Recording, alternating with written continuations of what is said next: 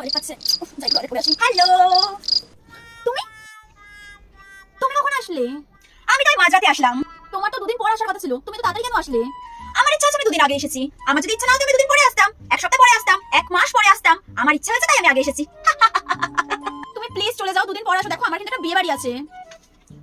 এখন তো চলে যেতে বলছিস, যখন আমি দুদিন আসতে লেট করি তখন তো কান্না কাটি করে পুরো ভাসিয়ে দিস কি হয়ে গেল কি হয়ে গেল। আর এখন দুদিন আগে চলে এসেছি বলে এরকম করছিস। আমি এসেছি, এরপর আমার একে একে ফ্রেন্ডরাও আসবে। পিম্পলসকে তো ফোন করেছিলাম, ও বললো তো আসছে। আর মুড সুইংসও তো আসছে। এই আমার এত কথা ভালো লাগছে না। আমি যখন একবার চলে এসেছি তখন আমি কিছুদিন এখানে থাকবো।